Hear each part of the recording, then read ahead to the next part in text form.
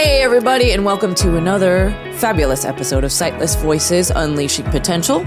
I am, of course, your hostie with the mostie, Jennifer Parrish, and today we are joined by someone whose strength, compassion, and resilience illustrate what it truly means to rebuild a life with purpose. Our guest is Andrea Escoto, a licensed mental health therapist and a powerful voice for individuals navigating both emotional and physical transformation. Andrea lost her vision due to a brain tumor, which is obviously a very life-altering experience, and it shaped her identity, her career, and her mission. Today, she uses her expertise on top of her lived experience to support others through her work with a company called Family Houston. It's a nonprofit, and it is a nonprofit dedicated to strengthening families and communities through counseling, financial stability programs, and essential services. So, Andrea, welcome. Thank you for being here. Thank you so much. Thank you. So, real quick, let's talk about your trip over here, because this is something we need to talk about. So, yeah. Andrea is a guide dog user, by the way. I am a guide dog user. My guide, Foxy, is here with me today. And I thought it would be an easy drive over, right? 3 minutes, we're down the road. Point A to point B, 3 minutes. And so I get my Uber, and I was waiting outside. I texted him, like, hey, we're outside of Family Houston, like right in front of the building. Because sometimes they do get confused, right? And they don't know where the building is. And then it says, 1 minute away, he's pulling up, 250 feet away. And then I hear, oh, changing drivers, blah, blah, blah, blah, blah. Because I've had so many experiences like this, I know what the situation is. Basically, they pull up, they see me with my guide, and they drive away, right? And it's happened many times. I remember calculating, right? Within my first 2 weeks of working with Family Houston, it had happened 7 times. It's not something that you ever get used to, right?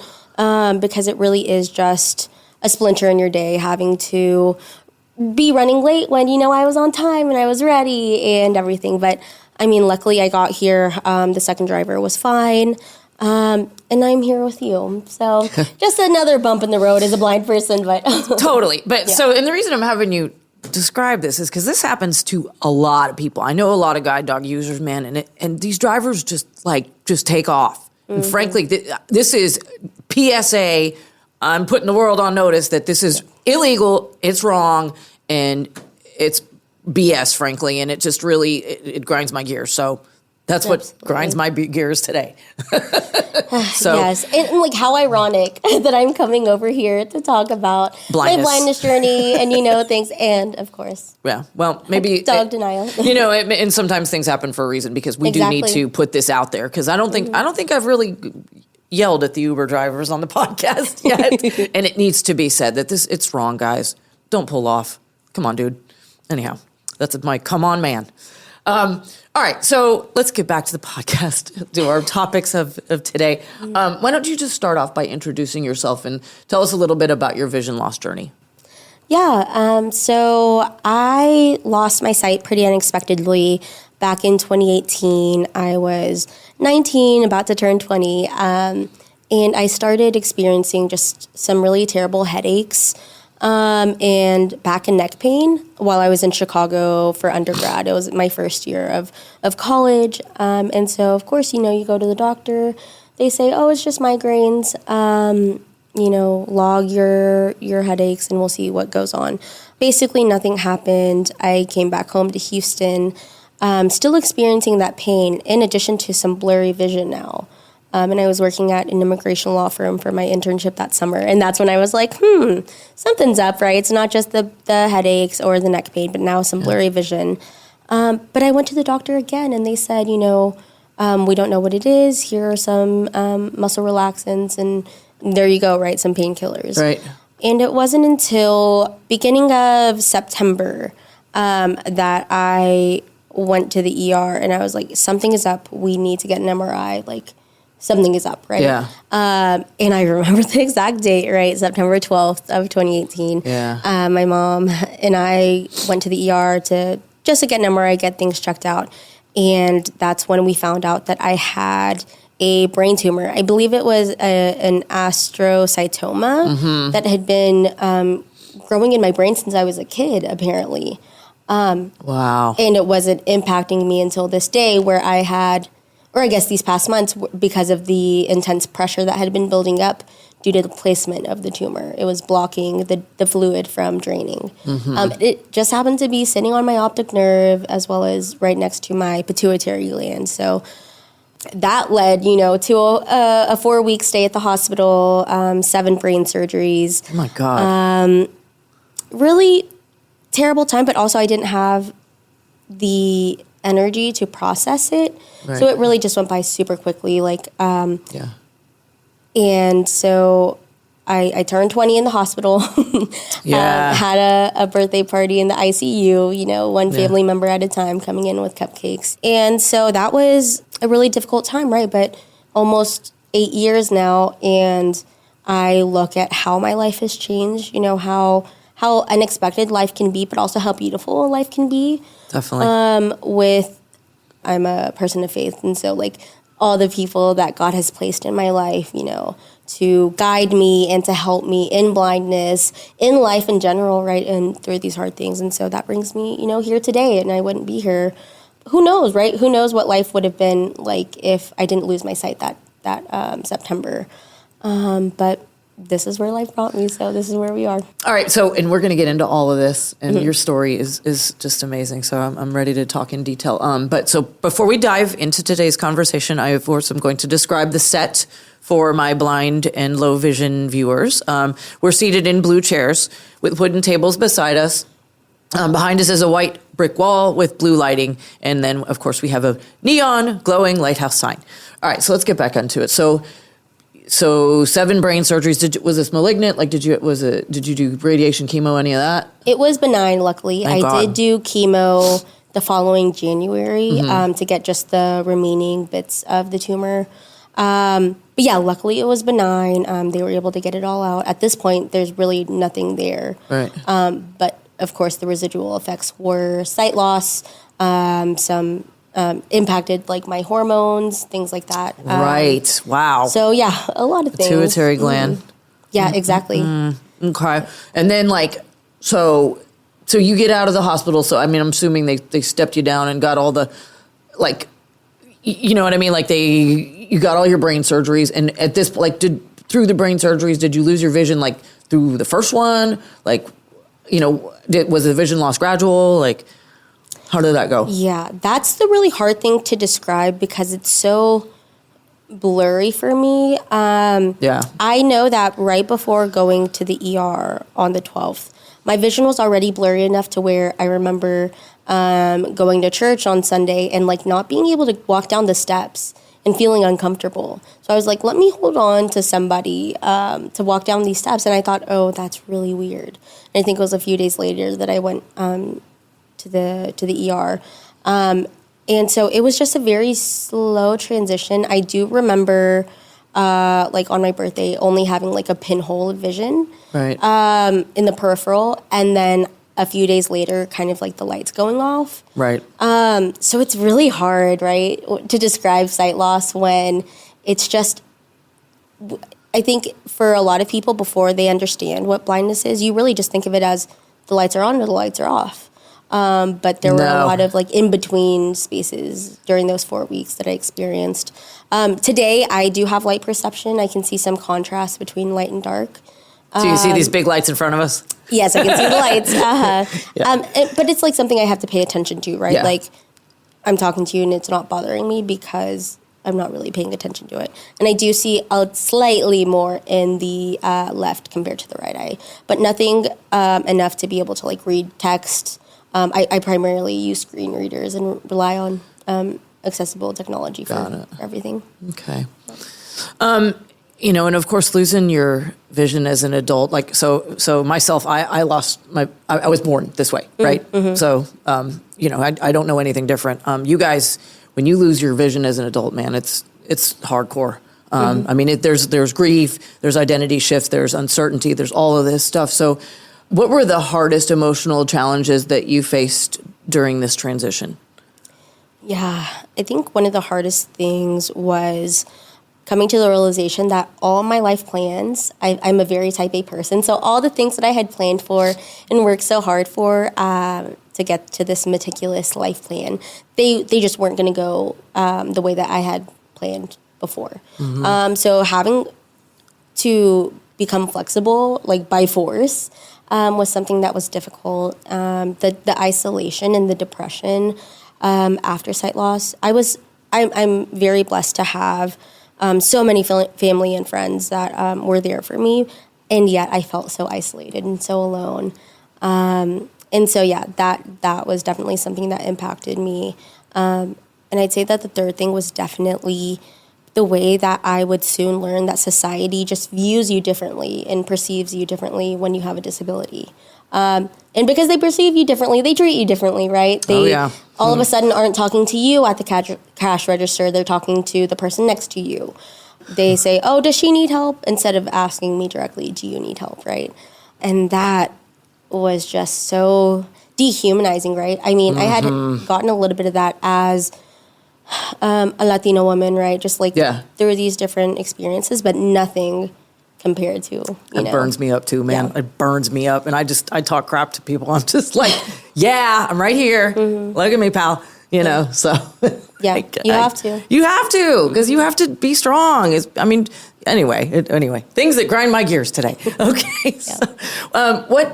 So then what helped you kind of rebuild? You know, whether it was like therapy or community or like just mobility training or time. So so there were a few months that I was literally just sitting on my grandma's couch, pretty sad, literally having nothing, right? Not having any technology. I think I had an old Bard reader at the time that I was able to get my hands on. And for people that don't know, explain that. Yeah, so it's like this big, heavy, rectangular audio book player where you literally put in a little card that reads the book out. Right. So it's probably like, 5-6 pounds? It's before they had the app. Yes, before they had the app. Yeah. So that's kind of what life was like, and I was just very frustrated. Kinda, huh? Yeah, I was just getting really frustrated with like not being able to do anything. So I remember getting connected with a family friend who just so happened to be blind as well. And talking to him, he was like, you have to go to Chris Cole. Yeah. Like, you have to. I was like, oh my goodness. And at this point, my main goal was I have to get back to school, right? I have to get back to Chicago.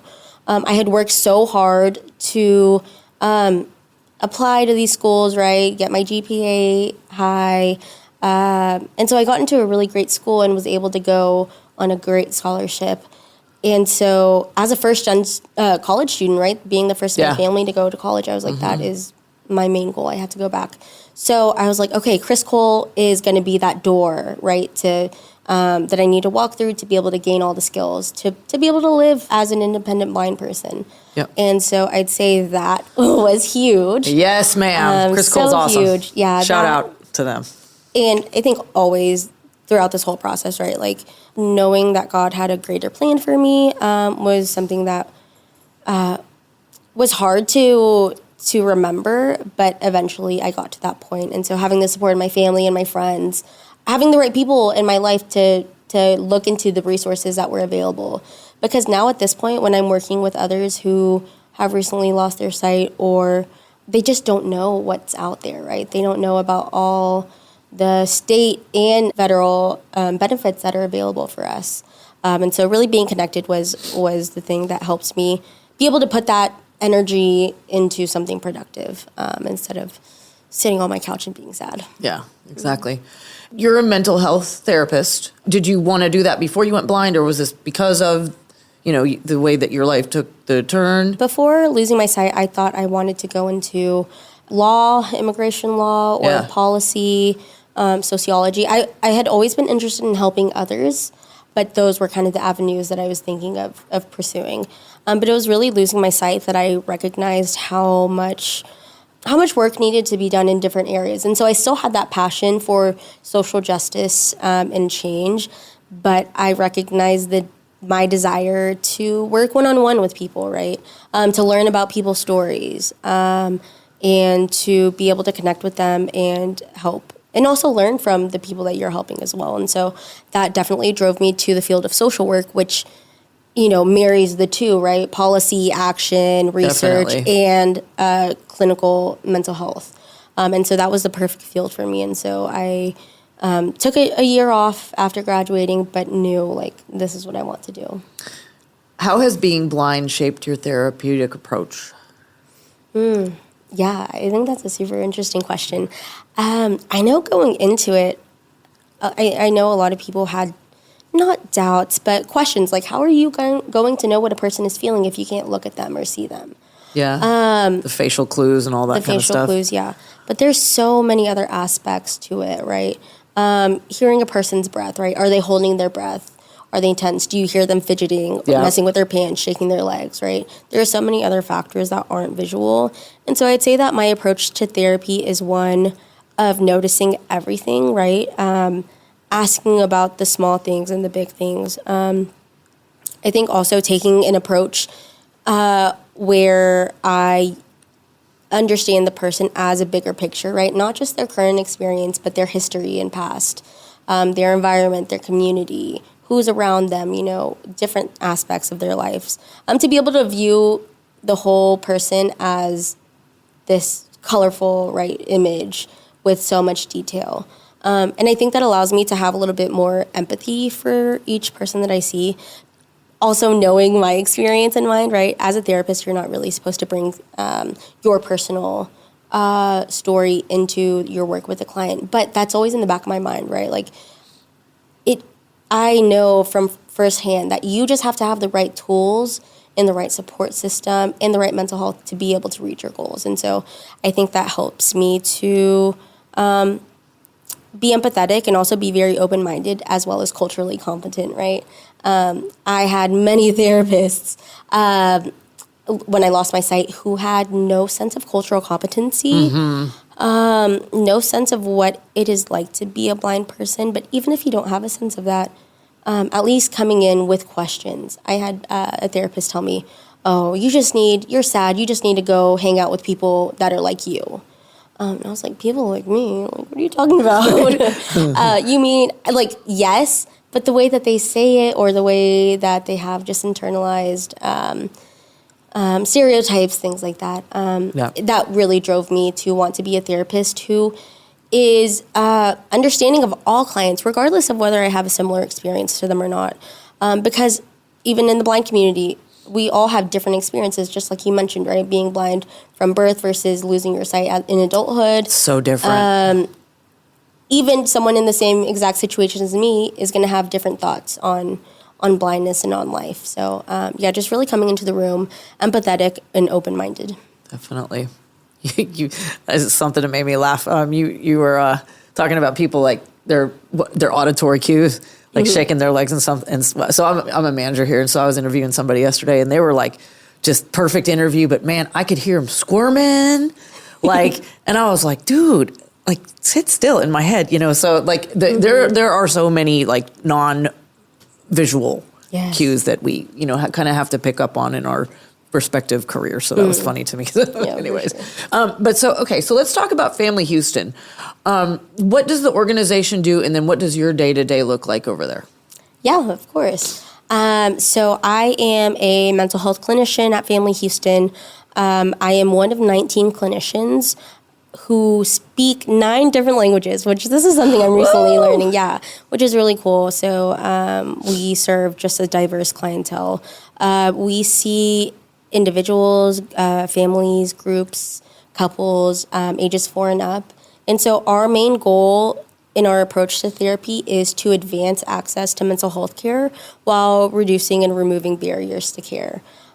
So we provide mental health counseling in addition to financial support and coaching, in addition to like a food pantry, basic needs support, employment, things like that. And so our goal is to look at the person with a bigger lens, right, and being able to address all of those smaller things.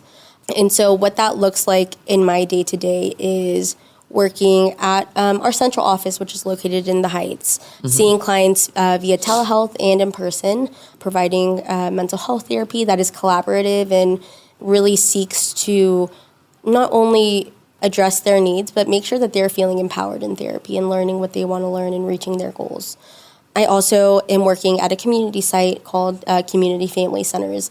And so this is something that a lot of clinicians do. We go into the community, we work in schools, public schools, private schools, as well as different community organizations all across the greater Houston area. And we provide free services to those communities.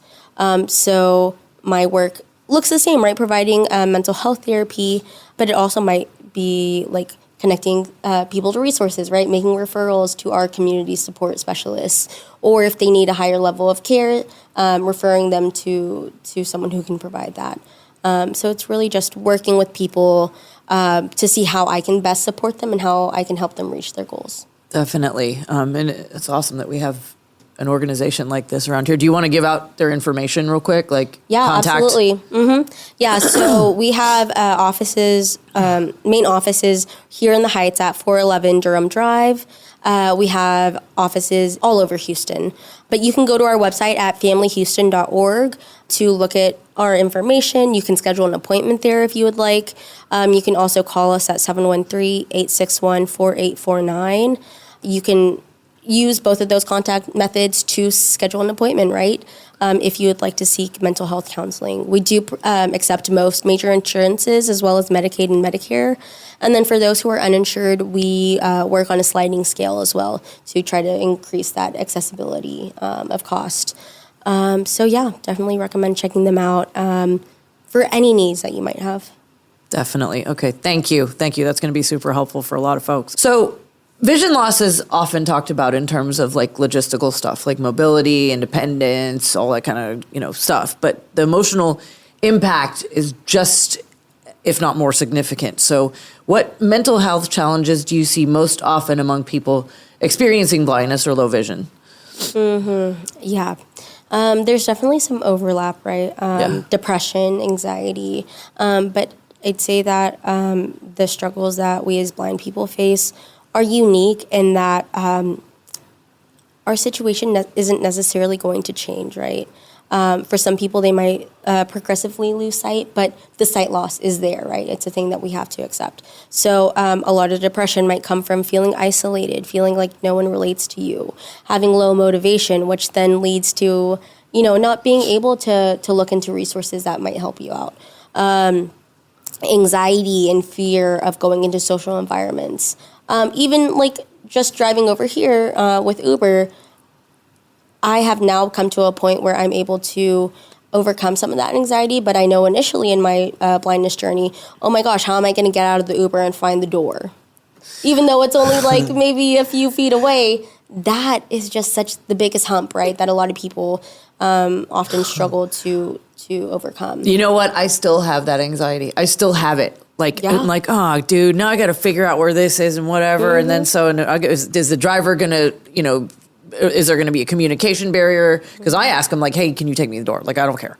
And just, that just sucks. Anyways. No, absolutely. And just like you said, you've been blind all your life. Yes. And you still experience some of this. Oh my God. It's almost like ever present. There are ways that we can learn to cope with some of those things in healthy manners, but it's still going to be there, right? So that fear, that anxiety, also feelings of isolation, feeling like you can't relate to anyone else. Yes. Still get that sometimes. Just, like you just like people are doing stuff and you're like, oh, I can't see well enough to do that. That's annoying. That whole thing. You know? Exactly. So. Adjustment disorders, right? Adjustment disorders are up to 6 months. So a lot of people, it might take them, about 6 months or more to cope with their sight loss, or PTSD even. Mm-hmm. Even if they didn't have like a single event where they lost their sight, having to live in a world that is ableist and where you are receiving microaggressions and being stereotyped like day to day, that can cause post-traumatic stress disorder, right? And so there are just so many things that are very unique in the way that they present for blind people. Okay. So for somebody that's newly experiencing vision loss, or if somebody's supporting like a loved one or something who is going through it, what emotional tools or first steps would you recommend? Firstly, and most importantly, I think, is to give yourself grace and setting expectations for yourself. Because I know for me, my goal was I have to get back to Chicago, right? Yeah. But I didn't even know how to use a cane. I didn't know how to use a phone. I didn't know like these basic skills. And so my advice would be to start small, and that even though that's first step is usually the hardest, it's the most rewarding because it leads you up the stairs to like this greater picture of independence and interdependence as well, right? Being able to support yourself and be supported by others, like nothing is wrong with that. But to at least have the skills to do what it is you want to do. So yeah, I'd say definitely take the first step and give yourself grace and patience as you begin to take those first steps. I know that once the ball does get rolling, like for me, I was like, oh my gosh, I want to learn every single assistive technology that is out there. Slow down. But learning JAWS was hard enough on its own, right? And so patience. And voiceover with the iPhone. Everybody wants to throw their phone first. Yeah. So, anyways, sure. Andrea, your story is powerful, not just because of the challenges that you faced, but because of the compassion and the purpose and the clarity that you've brought, that you've brought through them. Your journey reminds us that healing is not linear, but that losing your vision does not mean losing your vision for life. So before we close, I'm just gonna ask you one more question. So what message would you share with somebody facing a life-changing diagnosis or struggling to find hope after a major loss? Yeah, I'd say that whatever it is that drives you, whether it's like religion, whether it is success or family, education, whatever it is, just keep that in mind always, because there's always going to be a little thing or a big thing that will set you off and will bring you back to the feelings of, I can't do it. Like, I lost my sight. I can't do it anymore. I know even today, right, having met a lot of my goals in life, having graduated from undergrad in a few states away, having gotten my master's, having gotten my first job in something like a field that I really love, there are still situations that kind of bring me back to, am I really like good enough? Or like, did I really learn the skills that I needed to learn? Can I really live a life that is successful and that is according to my standards if I'm blind? But I think it's really being grounded in your values, whatever those values are, and making decisions based on those values. Whether it is, I'm going to learn this not to meet the expectations of other people, right? But because I want to do it. So really identifying what is important to you and why it's important to you and being grounded in those values. Awesome. Thank you for sharing your story with us today. This has been a great conversation. So thank you for coming over here and getting through the Uber problems. No, thank you. So your story and your journey is a reminder that resilience is not about avoiding hardship. It's about choosing to grow through it, for sure. And then to our listeners, we hope that today's episode encourages you to seek support, embrace community, and remember that emotional healing is just as important, if not more, than physical recovery. Absolutely. All right, be sure to check out more episodes of Sightless Voices, Unleashing Potential, wherever you get your podcasts. Follow the Lighthouse of Houston on social media and visit www.houstonlighthouse.org to learn more about our programs and services. And then until next time, this is Sightless Voices, Unleashing Potential. Keep growing, keep shining, and keep choosing empowerment every single day.